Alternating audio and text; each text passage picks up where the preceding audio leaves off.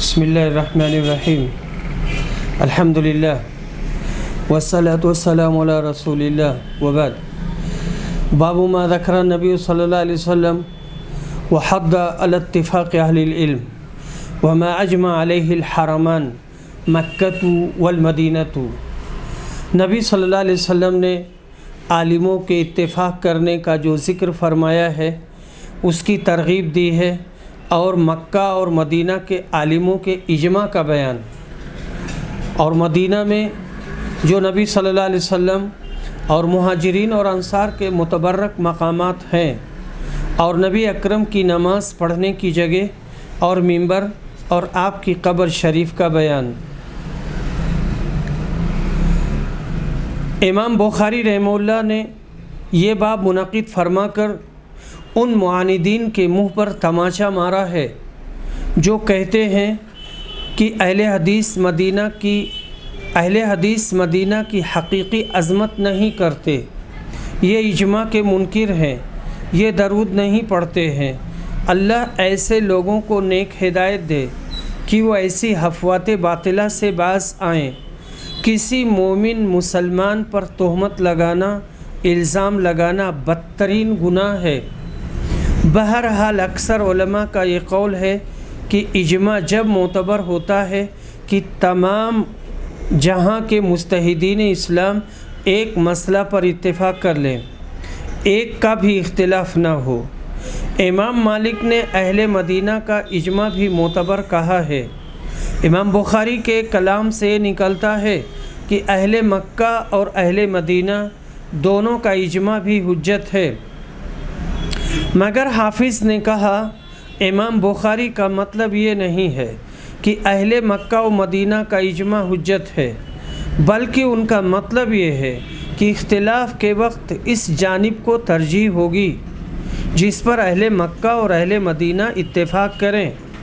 بعض لوگوں نے اہل بیت اور خلفائے اربعہ کا اتفاق اور بعض لوگوں نے ائمہ اربعہ کا اتفاق اجماع سمجھا ہے، مگر جمہور کا وہی قول ہے کہ ایسے اتفاقات اجماع نہیں ہو سکتے جب تک تمام جہاں کے مجتہدین اسلام اتفاق نہ کر لیں۔ امام شوکانی نے کہا اجماع کا دعویٰ ایک ایسا دعویٰ ہے کہ طالب حق کو اس سے کچھ خوف نہ کرنا چاہیے۔ میں کہتا ہوں، یہاں میں سے مراد مولانا وحید الزماں صاحب اس وقت یعنی 1323 میں حرمین شریفین میں بہت سی بدعات اور امور خلاف شرع جاری ہیں، مگر آج سعودی دور ہے۔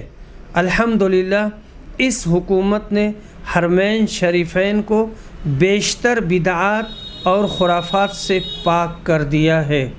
اللہ پاک تحفظ حرمین شریفین کے لیے اس حکومت کو قائم و دائم رکھے اور ان کو ہمیشہ کتاب و سنت کے اتباع پر استقامت عطا کرے اور اس پر قائم رکھے۔ پس خلاف شرع امور میں اہل حرمین کا اجماع کوئی حجت نہیں ہے۔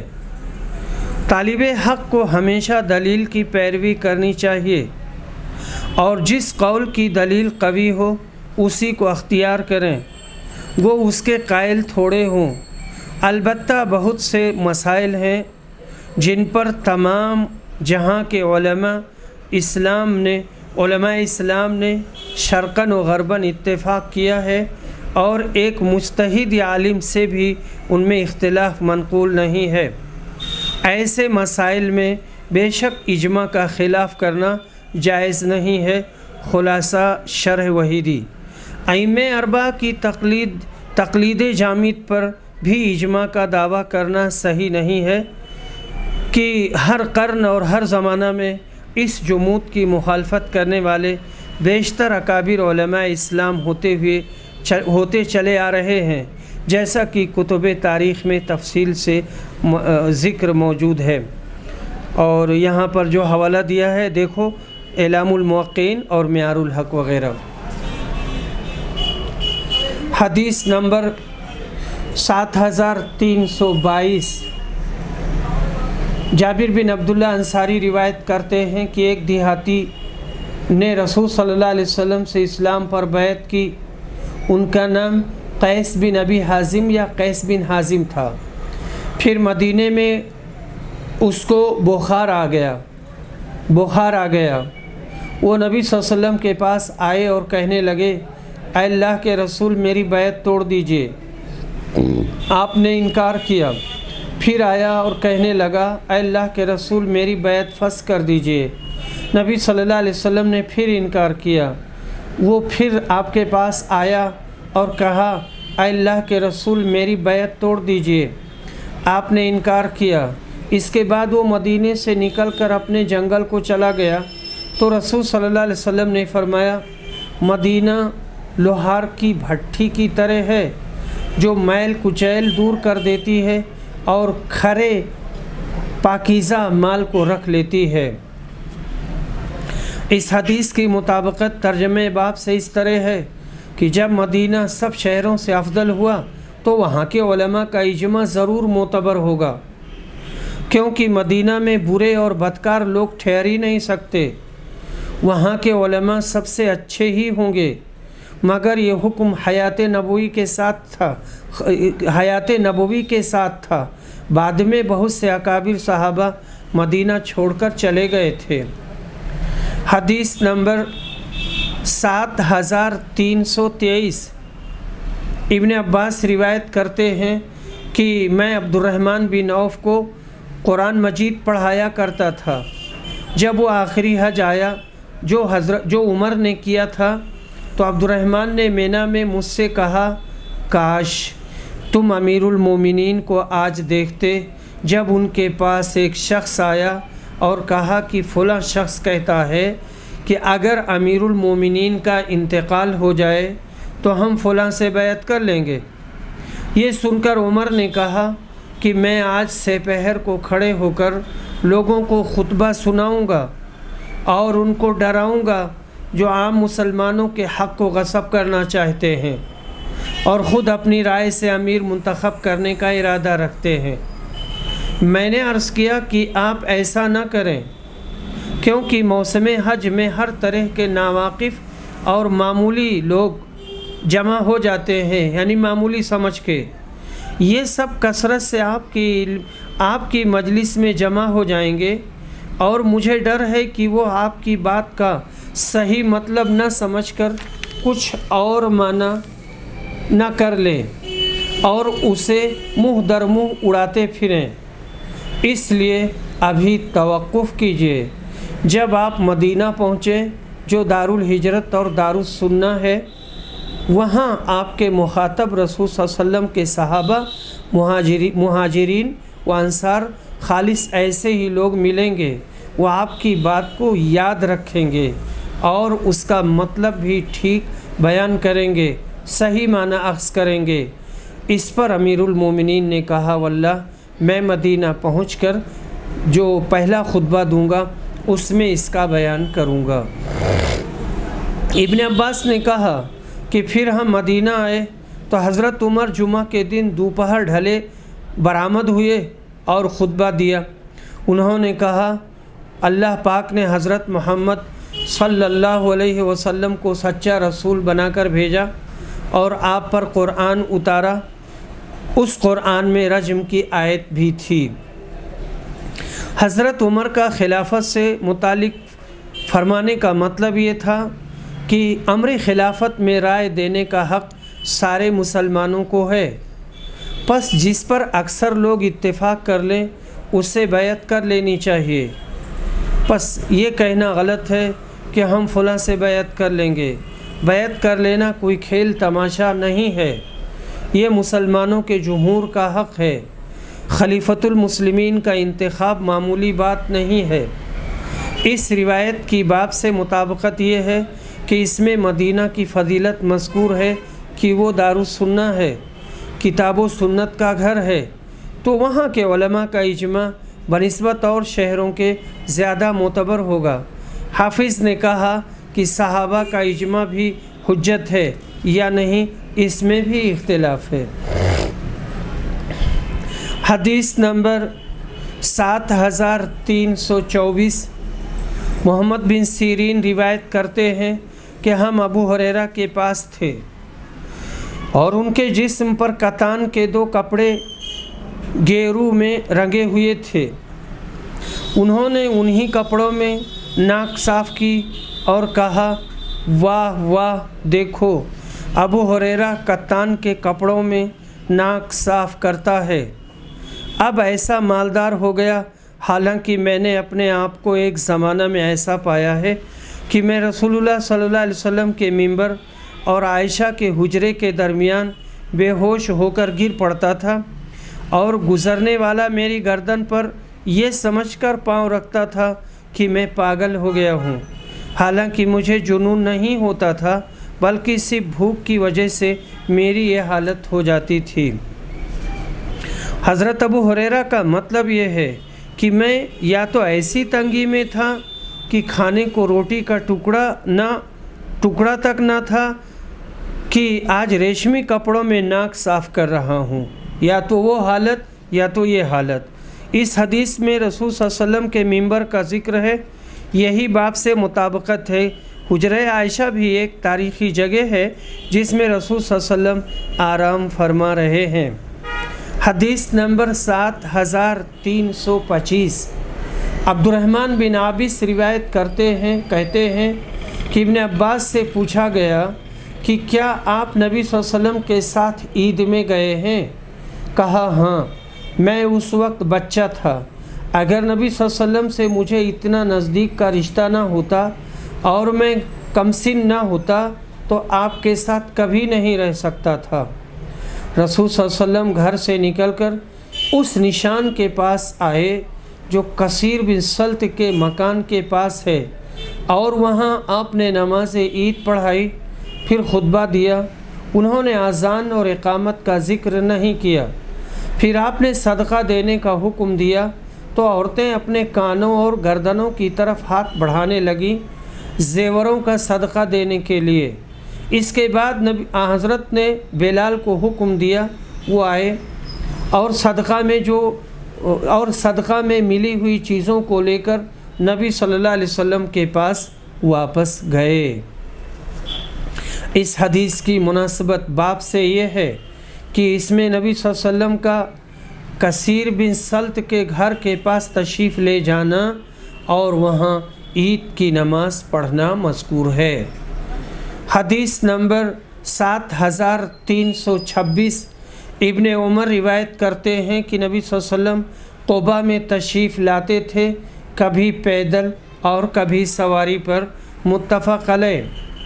قباء مدینہ کے قریب وہ بستی جس میں آپ نے بوقت ہجرت نزول فرمایا۔ اس کی مسجد بھی ایک تاریخی جگہ ہے جس کا ذکر قرآن میں آیا ہے۔ حدیث نمبر 7327، عائشہ رضی اللہ عنہا روایت کہتی ہیں انہوں نے عبداللہ بن زبیر سے کہا تھا کہ مجھے انتقال کے بعد میری سوکنوں کے ساتھ دفن کرنا، نبی صلی اللہ علیہ وسلم کے ساتھ حجرہ میں دفن مت کرنا، کیونکہ میں پسند نہیں کرتی کہ میری آپ کی اور بیویوں سے زیادہ پاکی بیان کی جائے۔ حدیث نمبر 7328، ہشام سے روایت ہے، ان سے ان کے والد نے بیان کیا کہ عمر نے عائشہ کے ہاں آدمی بھیجا کہ مجھے اجازت دیں کہ نبی صلی اللہ علیہ وسلم کے ساتھ دفن کیا جاؤں۔ انہوں نے کہا ہاں، اللہ کی قسم میں ان کو اجازت دیتی ہوں۔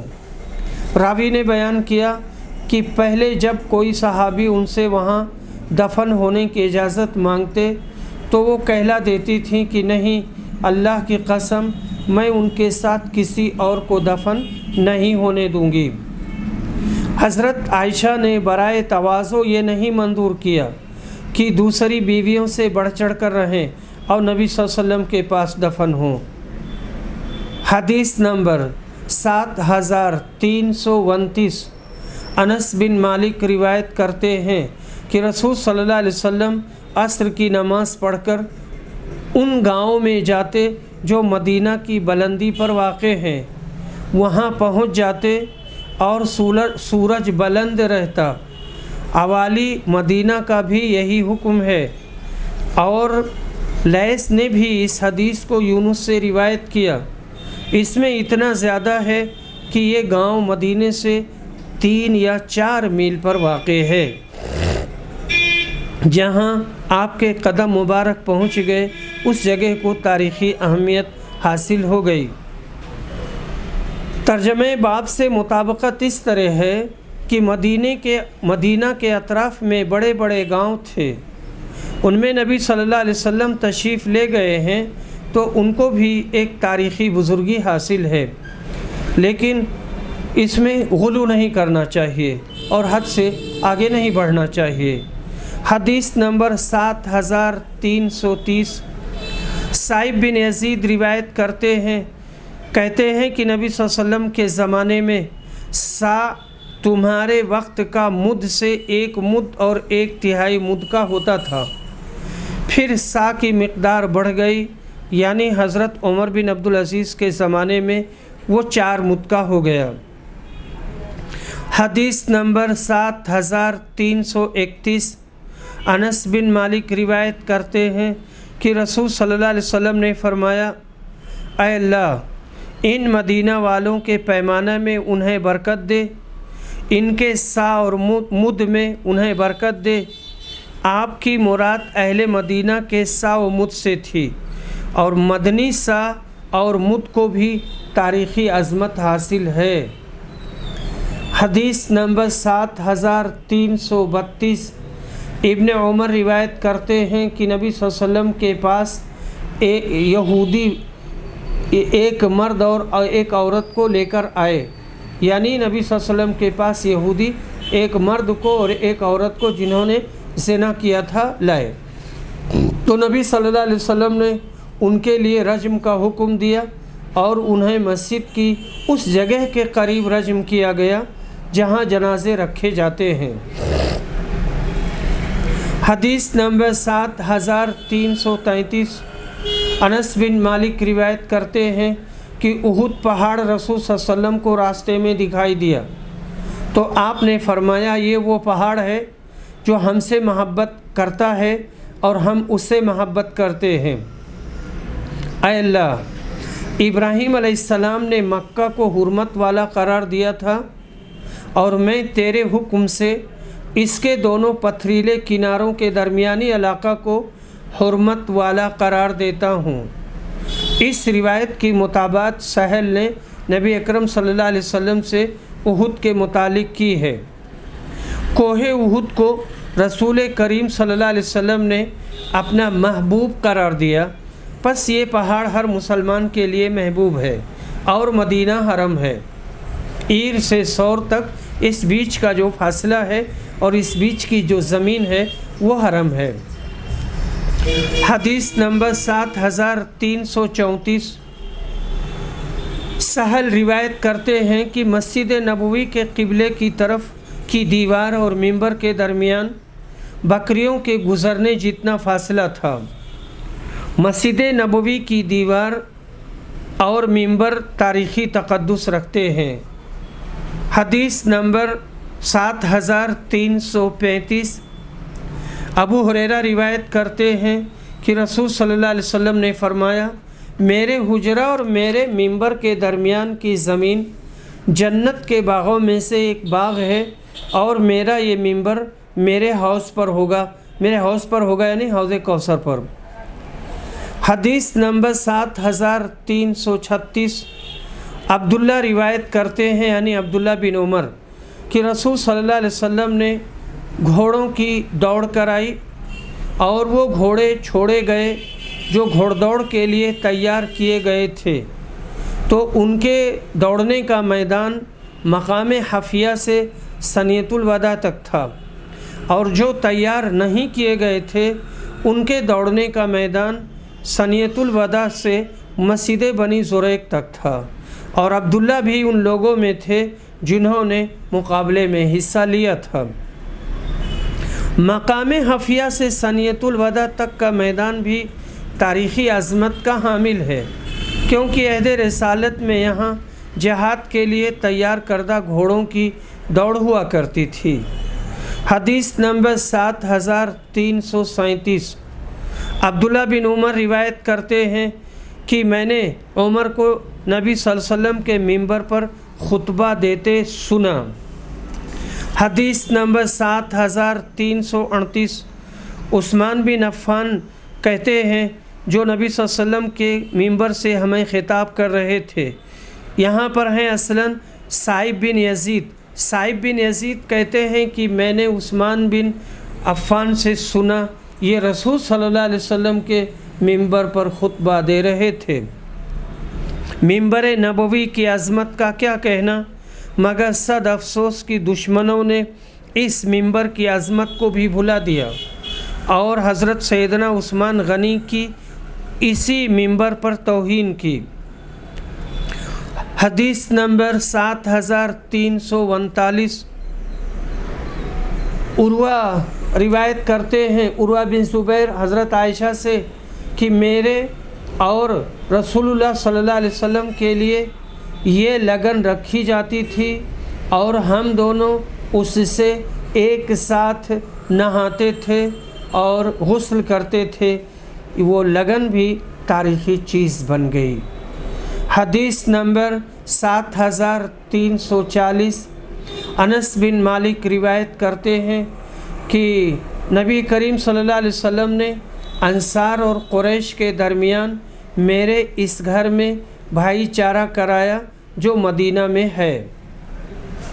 حدیث نمبر 7341 اور آپ نے قبائل بنی سلیم کے لیے 1 مہینے تک دعائے قنوت پڑھی جس میں ان کے لیے بددعا کی۔ یہ وہ بدباطن غدار تھے جو چند قرائے قرآن کو مدعو کر کے اپنے پاس لے گئے تھے، پھر ان کو دھوکہ سے شہید کر ڈالا تھا۔ حدیث نمبر 7342 ابو بردہ روایت کرتے ہیں کہ میں مدینہ آیا اور عبداللہ بن سلام سے میری ملاقات ہوئی تو انہوں نے کہا کہ میرے ساتھ گھر چلو تو میں تمہیں اس پیالے میں پلاؤں گا جس میں رسول صلی اللہ علیہ وسلم نے پیا تھا، اور پھر ہم اس نماز پڑھنے کی جگہ نماز پڑھیں گے جہاں نبی صلی اللہ علیہ وسلم نے نماز پڑھی تھی۔ چنانچہ میں ان کے ساتھ گیا اور انہوں نے مجھے ستو پلایا اور کھجور کھلائی اور میں نے ان کے نماز پڑھنے کی جگہ نماز پڑھی۔ حضرت عبداللہ بن سلام علماء یہود میں سے زبردست عالم تھے۔ ان کی کنیت ابو یوسف ہے، بنو عوف بن خزرج کے حلیف تھے۔ نبی صلی اللہ علیہ وسلم نے ان کو بھی جنت کی بشارت دی۔ سن 43 ہجری میں مدینہ میں ان کی وفات ہوئی۔ ان کے بہت سے مناقب ہیں۔ حدیث میں پیالہ نبوی کا ذکر ہے، یہی باب سے مطابقت ہے۔ پھر آپ کی ایک نماز پڑھنے کی جگہ کا بھی ذکر ہے۔ ایسے تاریخی مقامات کو دیکھنے کے شکرانہ پر 2 رکعت نفل نماز ادا کرنا بھی ثابت ہوا۔ حدیث نمبر 7343 ابن عباس روایت کرتے ہیں اور ان سے ابن عمر نے کہ مجھ سے نبی صلی اللہ علیہ وسلم نے فرمایا، میرے پاس رات ایک میرے رب کی طرف سے آنے والا آیا۔ آپ اس وقت وادی عقیق میں تھے اور کہا کہ اس مبارک وادی میں نماز پڑھیے اور کہیے کہ عمرہ اور حج کی نیت کرتا ہوں۔ اور ہارون بن اسماعیل نے بیان کیا کہ ہم سے علی نے بیان کیا، ان کے الفاظ اس طرح ہیں، عمرۃ فی حجہ۔ عقیق ایک میدان ہے جو مدینہ کے پاس ہے۔ آپ ہجرت کے 9ویں سال حج کو چلے۔ جب اس میدان میں پہنچے جس کا نام عقیق تھا تو آپ نے یہ حدیث بیان فرمائی۔ حدیث میں مبارک وادی کا ذکر ہے، یہی باب سے مطابقت ہے۔ حدیث نمبر 7344 ابن عمر روایت کرتے ہیں کہ نبی صلی اللہ علیہ وسلم نے اہل نجد کے لیے مقام قرن جوفہ کو اہل شام کے لیے اور ذوالحلیفہ کو اہل مدینہ کے لیے میقات مقرر کیا۔ بیان کیا کہ میں نے یہ نبی کریم صلی اللہ علیہ وسلم سے سنا اور مجھے معلوم ہوا ہے کہ نبی صلی اللہ علیہ وسلم نے فرمایا اہل یمن کے لیے یلملم میقات ہے، اور عراق کا ذکر ہوا تو انہوں نے کہا کہ نبی صلی اللہ علیہ وسلم کے زمانہ میں عراق نہیں تھا۔ یہ مقامات احرام حج کی میقات ہیں، اس لحاظ سے قابل ذکر ہیں، یہی باب سے مطابقت ہے۔ حدیث نمبر 7345 عبداللہ بن عمر روایت کرتے ہیں کہ نبی صلی اللہ علیہ وسلم کو جب کہ آپ مقام ذوالحلیفہ میں پڑاؤ کیے ہوئے تھے، خواب دکھایا گیا اور کہا گیا کہ آپ ایک مبارک وادی میں ہیں۔ ذوالحلیفہ میں ایک مبارک وادی ہے جس کا ذکر کیا گیا ہے۔ حافظ نے کہا امام بخاری نے اس باب میں جو احادیث بیان کی اس سے مدینہ کی فضیلت ظاہر ہوئی، اور اس کی فضیلت میں شک کیا ہے، اور اس کی فضیلت میں شک کیا ہے؟ کوئی شک نہیں ہے، وہاں وحی اترتی رہی، وہیں نبی صلی اللہ علیہ وسلم کی قبر ہے اور منبر ہے جو بہشت کی ایک کیاری ہے۔ کلام اس میں ہے کہ مدینہ کے عالم کیا دوسرے ملکوں کے عالموں پر مقدم ہے؟ تو اگر یہ مقصود ہو کہ نبی صلی اللہ علیہ وسلم کے زمانہ میں یا اس زمانہ میں جب تک صحابہ مدینہ میں جمع تھے تو یہ مسلم ہے۔ اگر یہ مراد ہو کہ ہر زمانہ میں تو اس میں نیزہ ہے، اور کوئی وجہ نہیں کہ مدینہ کے عالم ہر زمانہ میں دوسرے ملکوں کے عالموں پر مقدم ہوں، اس لیے کہ ائمہ مجتہدین کے زمانہ کے بعد پھر مدینہ میں ایک بھی عالم ایسا نہیں ہوا جو دوسرے ملکوں کے کسی عالم سے بھی زیادہ علم رکھتا ہو، چہ جائے کہ دوسرے ملکوں کے سب عالموں سے بڑھ کر ہو، بلکہ مدینہ میں ایسے بدعتی اور بدتینت لوگ جا کر رہے جن کی بدنیتی اور بدتینتی میں کوئی شک نہیں ہو سکتا۔ لیکن سچ یہی ہے کہ مدینہ میں اچھے اور بڑے علماء پیدا ہوئے ہیں، اور دوسری جگہوں پر بھی بڑے علماء پیدا ہوئے ہیں۔ باب قول اللہ تعالی لیس لک من الامر شیء، اللہ کے اس فرمان کا بیان، اے پیغمبر تجھے اس کام میں کوئی دخل نہیں، آخری آیت تک۔ حدیث نمبر 7346 عبداللہ بن عمر روایت کرتے ہیں، انہوں نے نبی صلی اللہ علیہ وسلم سے سنا، آپ فجر کی نماز میں یہ دعا رکوع سے سر اٹھانے کے بعد پڑھتے تھے، اے اللہ ہمارے رب تیرے ہی لیے تمام تعریفیں ہیں۔ پھر آپ نے کہا اے اللہ فلاں اور فلاں کو اپنی رحمت سے دور کر دے۔ اس پر اللہ عز و جل نے یہ آیت اتاری، آپ کو اس معاملہ میں کوئی اختیار نہیں ہے، یا اللہ ان کی توبہ قبول کر لے یا انہیں عذاب دے کہ بلا شبہ وہ حد سے تجاوز کرنے والے ہیں، یعنی تمہیں کوئی اختیار نہیں ہے بد دعا کرنے کا، اللہ تعالیٰ چاہے گا تو ان کو معاف کر دے گا اور چاہے گا تو ان کو عذاب دے گا۔ باب قولہ وَكَانَ الْإِنسَانُ أَكْثَرَ شَيْءٍ جَدَلًا، اللہ کے اس فرمان کا بیان، اور انسان سب سے زیادہ جھگڑالو ہے۔ اور سورہ عنکبوت میں وَلَا تُجَادِلُوا أَهْلَ الْكِتَابِ إِلَّا بِالَّتِي هِيَ أَحْسَنُ، اور تم اہل کتاب سے بحث نہ کرو لیکن اس طریقہ سے جو اچھا ہو، نرمی کے ساتھ اللہ کے پیغمبروں اور اس کی کتابوں کا ادب ملحوظ رکھ کر ان سے بحث کرو اور ان سے مناقشہ کرو۔ حدیث نمبر 7347 علی بن ابی طالب روایت کرتے ہیں کہ ان کے اور فاطمہ بنت رسول اللہ صلی اللہ علیہ وسلم کے گھر ایک رات آپ تشریف لائے، رسول اعظم، اور فرمایا کیا تم لوگ تہجد کی نماز نہیں پڑھتے؟ علی نے بیان کیا کہ میں نے عرض کیا اللہ کے رسول، ہماری جانیں اللہ کے ہاتھ میں ہیں، پس جب وہ ہمیں اٹھانا چاہے تو ہم کو اٹھا دے گا۔ جو ہی میں نے نبی صلی اللہ علیہ وسلم سے یہ کہا تو آپ پیٹھ موڑ کر واپس جانے لگے اور کوئی جواب نہیں دیا، لیکن واپس جاتے ہوئے آپ اپنی ران پر ہاتھ مار رہے تھے اور کہہ رہے تھے کہ انسان بڑا جھگڑالو ہے۔ ابو عبداللہ امام بخاری نے کہا، اگر کوئی تمہارے پاس رات میں آئے تو طارق کہا جائے گا۔ رات میں آنے والے کو طارق کہتے ہیں، اور قرآن میں جو والطارق کا لفظ ہے اس سے مراد ستارہ ہے، اور ثاقب چمکتا ہوا۔ عرب لوگ آگ جلانے والے سے کہتے ہیں اسقب نارک، آگ روشن کر، اس سے ثاقب ہے، اور یہی ثاقب بنا ہے۔ حضرت علی نے یہ جواب بطریق انکار کے نہیں دیا، مگر ان سے نیند کی حالت میں یہ کلام نکل گیا۔ اس میں شک نہیں کہ اگر وہ نبی صلی اللہ علیہ وسلم کے فرمانے پر اٹھ کھڑے ہوتے اور نماز پڑھتے تو اور زیادہ افضل ہوتا۔ اگرچہ حضرت علی نے جو کہا وہ بھی درست تھا، مگر کسی شخص کا جگانا اور بیدار کرنا بھی اللہ ہی کا جگانا اور بیدار کرنا ہے۔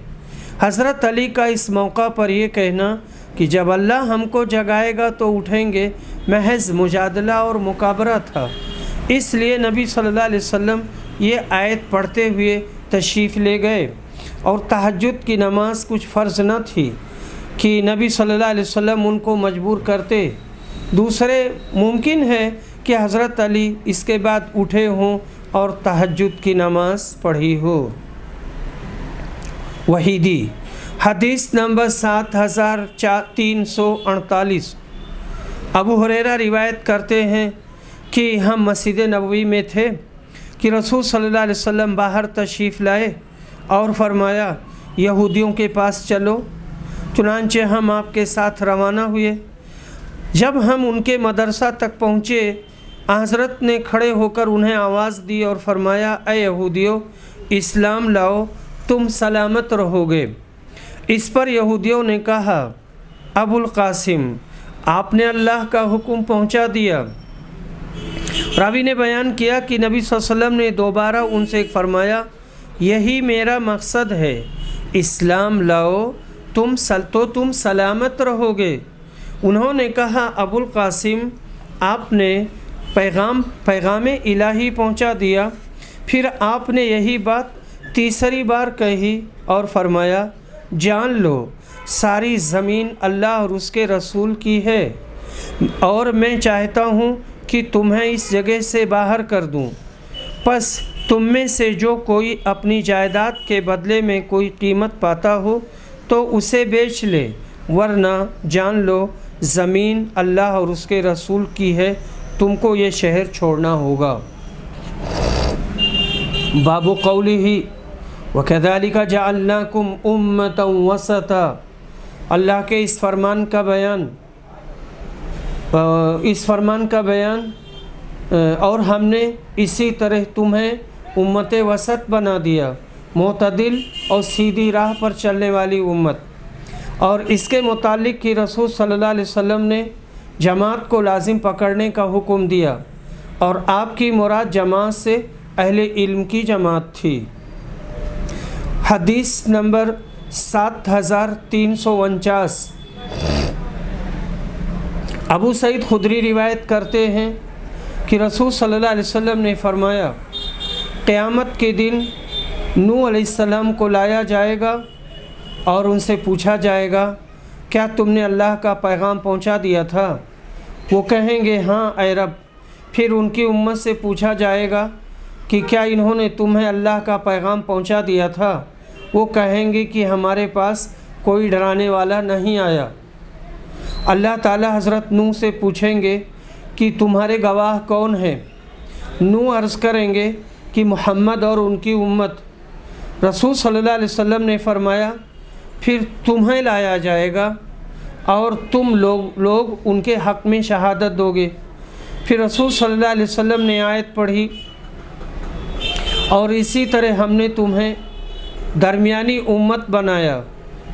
کہا کہ وسط بمعنی عدل میانہ رو ہے، بیچ والا، تاکہ تم لوگوں کے لیے گواہ بنو اور رسول تم پر گواہ بنے۔ یہاں پر جو تشریحی نوٹ ہے، حالانکہ مسلمانوں نے حضرت نوح کو دنیا میں نہیں دیکھا، یہ ہوا کہ کون گواہی دے گا؟ محمد گواہی دیں گے، ان کی امت گواہی دے گی۔ تو حالانکہ مسلمانوں نے نوح علیہ السلام کو دنیا میں نہیں دیکھا، نہ ان کی امت والوں کو، مگر یقین کے ساتھ گواہی دیں گے، کیونکہ جو بات اللہ رسول کے فرمانے سے اور تواتر کے ساتھ سنی جائے وہ مثل دیکھی ہوئی بات کے یقینی ہوتی ہے، اور دنیا میں بھی ایسی گواہی لی جاتی ہے۔ مثلا ایک شخص کسی کا بیٹا ہو اور سب لوگوں میں مشہور ہو تو یہ گواہی دے سکتے ہیں کہ وہ فلاں شخص کا بیٹا ہے، حالانکہ اس کو پیدا ہوتے وقت آنکھ سے نہیں دیکھا۔ اس آیت سے بعض نے یہ نکالا ہے کہ اجماع حجت ہے، کیونکہ اللہ تعالیٰ نے اس امت کو امت عادلہ فرمایا، اور یہ ممکن نہیں کہ ساری امت کا اجماع ناحق اور باطل پر ہو جائے۔ بابن اذا اجتہد العامل او الحاکم فاخطأ، جب کوئی عامل یا حاکم اجتہاد کرے اور لا علمی میں رسول صلی اللہ علیہ وسلم کے حکم کے خلاف کرے تو اس کا فیصلہ نافذ نہیں ہوگا، کیونکہ رسول صلی اللہ علیہ وسلم نے فرمایا تھا، جس نے کوئی ایسا کام کیا جس کے بارے میں ہمارا کوئی فیصلہ نہیں تھا تو رد ہے، مقبول نہیں ہے۔ ان بعض لوگوں کے قول کی تردید مقصود ہے جو قاضی کے ہر فیصلے کو بہرحال نافذ و حق قرار دیتے ہیں۔ حدیث نمبر 7350 7351۔ ابو سعید خدری اور ابو ہریرہ روایت کرتے ہیں کہ رسول صلی اللہ علیہ وسلم نے بنی عدی انصاری کے ایک صاحب سواد بن غزیہ کو خیبر کا عامل بنا کر بھیجا تو وہ عمدہ قسم کی کھجوریں وصول کر لائے۔ رسول صلی اللہ علیہ وسلم نے پوچھا، کیا خیبر کی تمام کھجوریں ایسی ہی ہیں؟ انہوں نے کہا، نہیں اے اللہ کے رسول، اللہ کی قسم ہم ایسی 1 سا کھجور 2 سا خراب کھجور کے بدلے لے لیتے ہیں، خرید لیتے ہیں۔ رسول صلی اللہ علیہ وسلم نے فرمایا، ایسا نہ کیا کرو، بلکہ جنس کے بدلے برابر میں خریدو، یا یوں کرو کہ ردی کھجور نقد بیچ ڈالو، پھر یہ کھجور اس کے بدلے خرید لو۔ اسی طرح ہر چیز کو جو تول کر بکتی ہے اس کا حکم انہی چیزوں کا ہے جو ناپ کر بکتی ہیں۔ باب اجر الحاکم اذا اجتہد فاصاب او اخطأ، حاکم کا ثواب جب کہ وہ اجتہاد کرے اور صحت پر ہو یا غلطی کر جائے۔ حدیث نمبر 7353 7352۔ عمرو بن عاص روایت کرتے ہیں، انہوں نے رسول صلی اللہ علیہ وسلم سے سنا، آپ نے فرمایا، جب حاکم کوئی فیصلہ اپنے اجتہاد سے کرے اور فیصلہ صحیح ہو تو اسے دوہرا ثواب ملتا ہے، اور جب کسی فیصلہ میں اجتہاد کرے اور غلطی کر جائے تو اسے اکیرا ثواب ملتا ہے۔ باب الحجہ علی من قال ان احکام النبی صلی اللہ علیہ وسلم كانت ظاہرہ وما كان يغيب بعضهم من مشاہد النبی صلی اللہ علیہ وسلم وامور الاسلام۔ اس شخص کا رد جو یہ کہتا ہے کہ نبی صلی اللہ علیہ وسلم کے تمام احکام ہر ایک صحابی کو معلوم رہتے تھے۔ اس باب میں یہ بھی بیان ہے کہ بہت سے صحابہ نبی صلی اللہ علیہ وسلم کے پاس سے غائب رہتے تھے اور ان کو اسلام کی کئی باتوں کی خبر نہ ہوتی تھی، تو بعض دفعہ بات اکابر صحابہ پر جیسے عمر یا عبداللہ بن مسعود تھے پوشیدہ رہ جاتی، جب دوسرے صحابی سے سنتے تو فوراً اس پر عمل کرتے، اور اپنی رائے سے رجوع کرتے۔ صحابہ، تابعین، ائمہ دین سب کے زمانوں میں یہی ہوتا رہا۔ کچھ احادیث ان کو پہنچیں، کچھ نہ پہنچیں، کیونکہ اس زمانے میں حدیث کی کتابیں جمع نہیں ہوئی تھیں۔ اب حنفیہ کا یہ سمجھنا کہ امام ابو حنیفہ کو سب احادیث پہنچی تھیں بالکل خلاف عقل اور خلاف واقعہ ہے۔ ایسا ہوتا تو خود امام ابو حنیفہ کیوں فرماتے کہ جہاں تم کو نبی صلی اللہ علیہ وسلم کی حدیث مل جائے تو میرا قول چھوڑ دو۔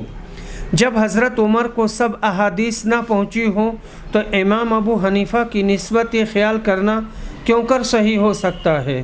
اور جب حضرت عمر سے بعض مسائل میں غلطی ہوئی ہے اور امام یا مجتہد کس شمار و قطار میں ہے؟